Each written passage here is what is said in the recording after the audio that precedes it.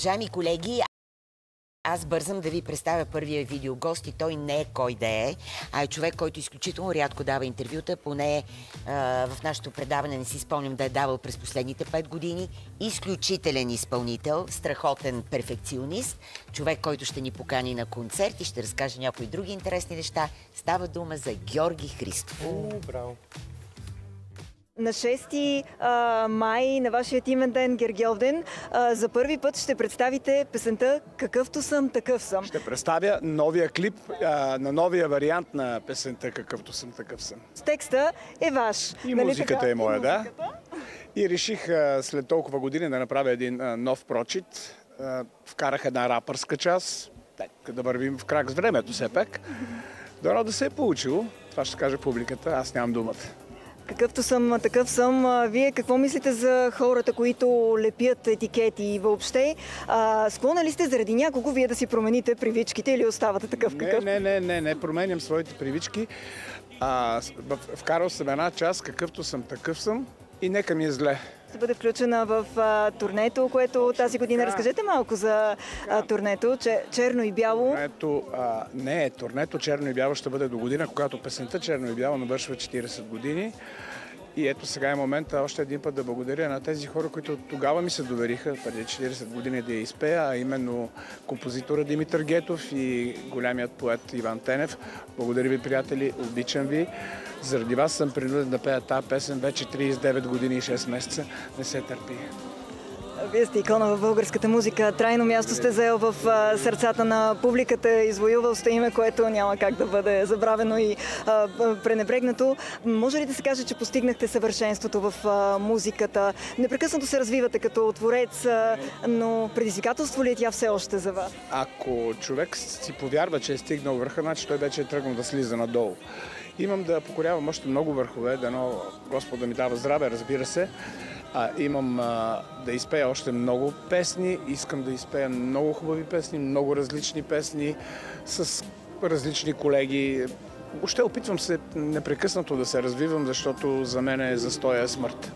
Имате участия, концерти, предстоят ви сега в цялата страна. Първата дата е на 8 в Нова Загора, май, след това съм на 12 юни в Летен театър Велико Търново. Още се уточняват датите за Добрич. Те ще бъдат в началото на юни, на 17 юли съм в Созопол, 17 септември съм в Пловдив. И от 15 ноември започва турнето ми националното, което ще включва може би 15 града. Реших да покажа един коледен концерт, който ще се нарича "Коледна нощ", така ще се нарича и турнето. Ще бъде много по-различно от това, което съм правил до сега. Имате ли си духовен ритуал и нещо специално, което правите и за което си мислите преди да излезете на сцената, и на кого посвещавате изпълненията си? Винаги е единствено и само ритуала да благодаря на Господ и да го помоля да ми даде сила, а винаги преди самото излизане на сцената благодаря на майка си, че ме е родила. Такъв какъвто съм. Трябва ли да казваме на хората, че ги обичаме? Сега е времето да кажем на хората, които обичаме, че ги обичаме, защото в някой друг момент, може би утре сутринта, ще бъде късно за това, което е много жалко и много страшно. Ние имаме думата "обичам те" не струва нищо, но тя дава много и значи много. Той е един от наистина най-любимите ми изпълнители. Мисля, че фразата "какъвто съм, такъв съм" е много подходяща специално за него, защото мисля, че в цялата поп-гилдия, така да нарека, той е човек с най-високо вдигната летва към бездарие и изобщо към всякаква некадърност. Поради тази причина е известно, че понякога е и по-рязък с някои от своите колеги, но аз го оправдавам, разбира се, тогава, когато не се лепят някакви лоши квалификации. И за мен той е пример на невероятна любов към родителите. Тук Дарко говореше за връзката между поколенията, към майка си, която той не може да прежали. Тя беше най-важният човек в неговия живот. И много се радвам, че е тръгнал отново на турне, защото той не е от хората, които често пеят, които често правят концерти. Както казахме, въобще не дава интервюта. Въобще тази така суетата на славата не го е засегнала него и е истински късмет да попаднеш на концерт на Георги Христов. Аз искам да кажа, че в българската поп, фолк и разни други музики има няколко човека, които се гордеят с титлата човека глас. Ако има човек, който трябва да бъде човек глас в българската поп-музика, това е единствено и само Георги Христов. Факт. Да, така е. Феноменален, невероятен, разкошен. Сега много студенти ще кажат, а Тони Стораро, нали, в рамките на шегата го казвам. Тони Стораро и много от пръхта на Георги Христов по отношение на глас. Те са с различен жанр. Няма никакво значение. Човека глас. Абсолютно съгласна с него, че думата обичам те не струва нищо и е хубаво да я казваме и да я чуваме по-често.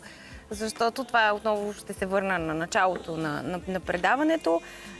Такива хора като Папа Франциск могат само да ни вдъхновяват да бъдем истински по-добри, защото това наистина е най-хубавото усещане. Любовта е най-хубавото усещане на света. Освен да я казваме, да влагаме все пак наистина тази Разбира се, не. Аз нямам в никакъв случай нямам предвид просто да развяваш наляво и надясно. Аз се замислям какво значи песните ти да са на по 40 години хора и все още да са любими на настоящото поколение. Вие давате ли сметка какво е това? Това е половин живот, тая песен. Колко е важно, когато оставаш такива големи изпълнения след себе си. Наистина, не знам за човека глас, но той е много повече от глас. Когато си закодирал толкова, когато си закодирал освен толкова талант и толкова смисъл в тези текстове, няма как. Ние, въпреки че не се развиват технологиите, средата, дрехите, ние сме човешки същества и когато ти пееш качествено по една такава тема, по каквато пее, той няма как да не резонира продължение на поколения. Но мен става много интересно заглавието на това парче. Какъвто съм, такъв съм. Защото в положителен смисъл това е един призив за автентичност. Наистина да бъдеш такъв, какъвто си. Аз съм себе си. Аз съм себе си. Да, обаче аз смятам, че аз искам много хора да не бъдат себе си. Защото това е много надценено да кажеш аз съм себе си. Не, човек за мен трябва да се стреми да бъде най-добрата версия на себе си. Защото ако ти си тъп и груб, не бъди себе си. Той си е такъв. Той си е такъв. Има друг аспект на това нещо, защото понякога трябва да си кажем, ето да, такъв съм и да се изправим пред себе си и само тогава може да се променим реално. Защото ако живеем в отрицание и си казваме, не, аз не съм такъв човек, не правя това нещо, никога няма как да има промяна и надграждане. Да. Но той в случая, при него е малко по-особено, защото аз споменах за перфекционизма, защото за него той е много характерен.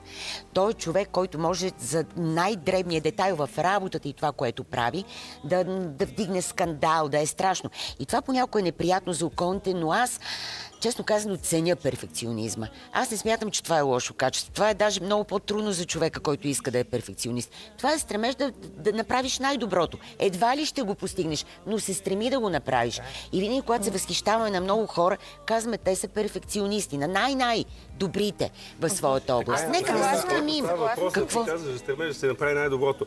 Има хора, които, давайки най-доброто от себе си, не постигат. То не е чак толкова добро. Пак казвам, Георги Христов с неговото пеене, с неговия гласа му е възторг. Виж, докато слушаме цялото това нещо, то е слънце и всичко останало. Това е верно, че дарва от Бога, но все пак има и други работи, за което може да я запазиш този глас да звучи така през годините. Още един път казвам, феноменален певец, феноменален глас. Си жив и здрав живот. Ти, за да си перфекционист, Криси, ти трябва да притежаваш много други различни качества, които да затворят целият този перфекционизъм в едно. И това е високата критика. Това, за което ти говориш, че той го притежава, че той наистина има много изключително висок критерий за качества, за таланти, за развитие на таланти, за грижа за тези таланти. Колкото си по-талантлив, толкова по-високо е това, към което ти нивото и на перфекционизъм. Ако талантът ти е мъничък, ти бързо стигаш до това нещо. То според мен е по-скоро нагласа вътрешна, защото има и много острие опасно е човек да е перфекционалист, според мен, защото тези хора най-често са много нещастни и вечно недоволни и те не виждат това, което произвеждат, така да кажа, като нещо, което наистина е достигнало съвършенство. Рядко успяват да се насладят на момента. По-добре недоволен човек, отколкото доволна свиня, имаше една такава поговорка. Според мен украсяваме нещата в много крайности. Някак си е хубаво да се стремим към надграждане, но и да оценяваме текущия ни прогрес. Ама иначе, като не си перфекционист, какво се казва? Хубава работа, ама българска. Защото ние често не искаме да сме перфекционисти. Ама не казваме, че може да си перфекционист, но за всички тези... Не ми усилвай тая музика, не ме притискай. Ще дойда в апаратната, сега ще извикам двама подкрепление, двама колеги, сега ще дойдеш в апаратната. Гала върти копчето. Искам и аз да дойда с вас. Да си говорим.